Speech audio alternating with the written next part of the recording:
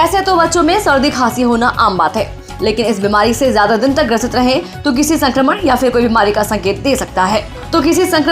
कोई बीमारी का संकेत दे सकता है। खासकर मौसम में बदलाव के कारण बच्चों में सर्दी, जुकाम, खांसी और बुखार जैसी बीमारियों का खतरा बढ़ जाता है। इन बीमारियों के साथ ही सांस लेने में तकलीफ और घबराहट जैसी समस्याएं भी हो सकती हैं।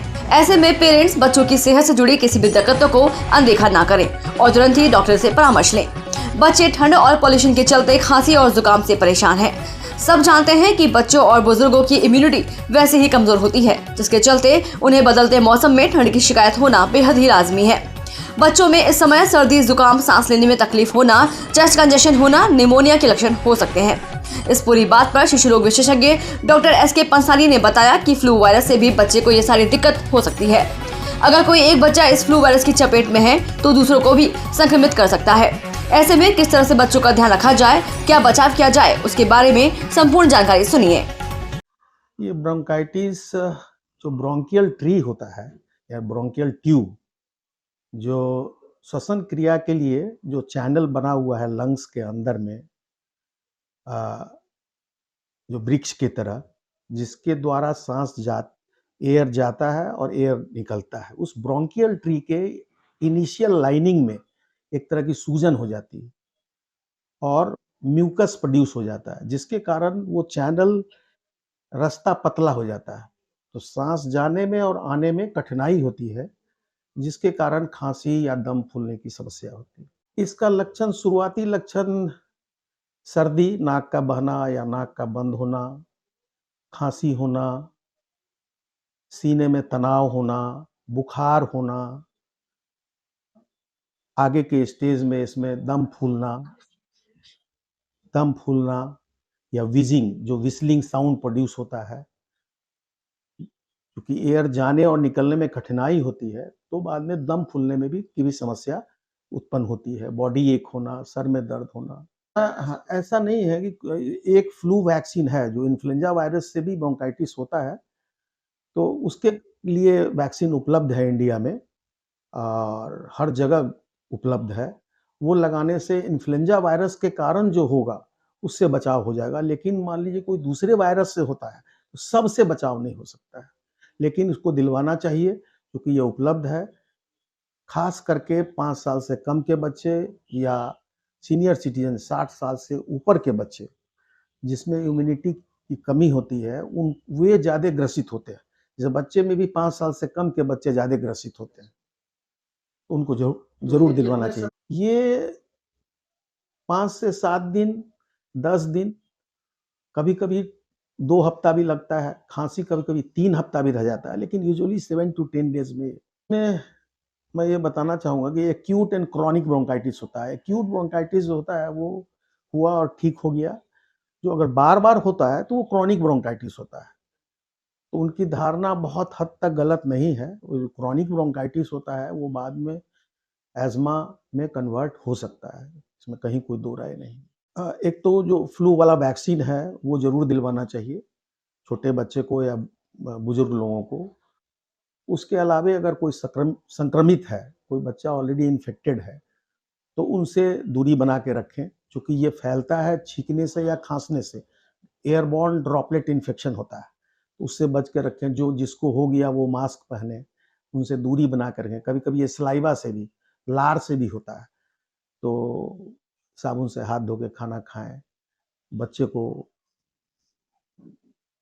गले लगाना, चुंबन करना, इससे बचें। होता है। बिल्कुल बिल्कुल बिल्कुल बिल्कुल। खास करके जब विंटर से गर्मी शुरू होती है, चाहे गर्मी से फिर विंटर में हम लोग जाते हैं, उस समय इसके होने की संभावना ज़्यादा रहती है।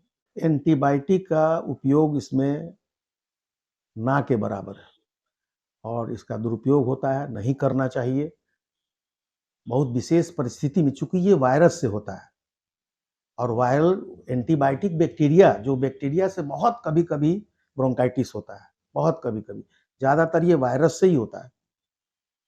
तो इस एंटीबायोटिक का इसमें कोई रोल नहीं है, उसका दुरुपयोग नहीं करना चाहिए। ये इम्यूनिटी जैसे जैसे बच्चा बड़ा होता है, इम्यूनिटी बढ़ती है उसकी 5 साल के बाद, ये फ्रीक्वेंसी कम होने लगता है। तो शुरू में फ्रीक्वेंसी होती है पहले साल में, उससे कम दूसरे साल में, तीसरे साल में, चौथे साल में, धीरे-धीरे ये कम होने लगता है। प्लस इन्फ्लुएंजा वायरस है का वैक्सीन है, प्लस जो बचाव का तरीका हमने आपको बताया है। तो इससे अगर अगर अगर ये हो गया है, तो इसका होम रेमेडीज़ है, घर पे ही उसका उपचार, ज़्यादातर केस में घर पे उसका उपचार संभव है। प्रचुर मात्रा में काफ़ी उसको तरल पदार्थ देना चाहिए। सादा पानी हो, नारियल पानी हो, जूस हो, नींबू पानी हो, शहद का पानी हो, चाहे हल्दी का दूध हो, देना चाहिए। प्लस रेस्ट करना चाहिए, आराम। आराम का इसमें बहुत है, क्योंकि बॉडी को फर्दर लोड, फर्दर एक्सर्शन नहीं देना चाहिए। ये कहना सही है, नॉन डेयरी मिल्क जो होता है, उसमें ऐसा नहीं होता। जो कम वसा वाला दूध होता है, वसा वाला दूध से ये प्रॉब्लम होता है, बिना वसा वाले से नहीं होता है। तो आजकल सर तो दूसरे भी दूध हल्दी हल्दी के कारण म्यूकस जो है वो पतला होता है। चाहे हनी के कारण म्यूकस पतला होता है, जो म्यूकस प्लग हो गया है ब्रोंकियल ट्री में, तो वो चैनल खुल जाता है, जिसके कारण सांस लेने की प्रक्रिया आसान हो जाती है। प्रीफर रहेगा। जो कम वसा वाला दूध है, नॉन डेयरी मिल्क जो है, वो ज़्यादा अच्छा होता है इस चीज़, खास करके इस चीज़ के लिए, ब्रोंकाइटिस के लिए। देखिए, जब मौसम चेंज होगा, चाहे बच्चा दूसरे से संक्रमित होगा और बच्चे की इम्यूनिटी कम है, वैक्सीन भी आप नहीं लेते हैं, तो ये होगा ही। जब तक उसकी इम्यूनिटी स्ट्रांग नहीं होगी, तब तक ये होगा। संक्रमित बच्चे के पास नहीं जाने दें, या ज़्यादातर स्कूल में बहुत होता है। तो एक बच्चा संक्रमित होता है, सारे छोटे बच्चे संक्रमित हो जाते हैं। और किसी एक बच्चे से एक तरह के वायरस से हुआ, वो ठीक हुआ, आपका भी बच्चा ठीक हुआ। दूसरा बच्चा दूसरे वायरस से संक्रमित 4 दिन के बाद आ गया, वो भी आपके बच्चे को फिर संक्रमित कर दिया। ये काफ़ी परेशानी होती है। कोरोना वायरस से भी ब्रोंकाइटिस होता है। इसे जो बहुत तरह के वायरस हैं, जिसमें कॉमन कोल्ड वायरस जो राइनो वायरस होता है, एडिनो वायरस होता है, फ्लू वायरस, इन्फ्लुएंजा वायरस होता है, उसका कोरोना वायरस है। तो कोरोना वायरस से भी ब्रोंकाइटिस होता है। यानी कि बच्चे में कोरोना अगर हुआ है तो इम्यून सिस्टम तो कमज़ोर होता है, और भी बहुत तरह की समस्या तो होती है। इन बच्चों के लिए पौष्टिक आहार, सब तरह की साग सब्जी, फल, मोटे अनाज, सब खाना चाहिए। पौष्टिक आहार, संतुलित आहार अभी जो आधुनिक युग में चल रहा है, उससे बचें। जो जंक फूड है और ये 5 रुपया का जो ये पैकेट सब आता है, नमकीन, चिप्स और कुरकुरे, ये सब से बचना चाहिए। पौष्टिक आहार खाना चाहिए। एप्पल, सेब अच्छा फल है, जामुन अच्छा फल है, इसके लिए ब्रोंकाइटिस के लिए खास करके।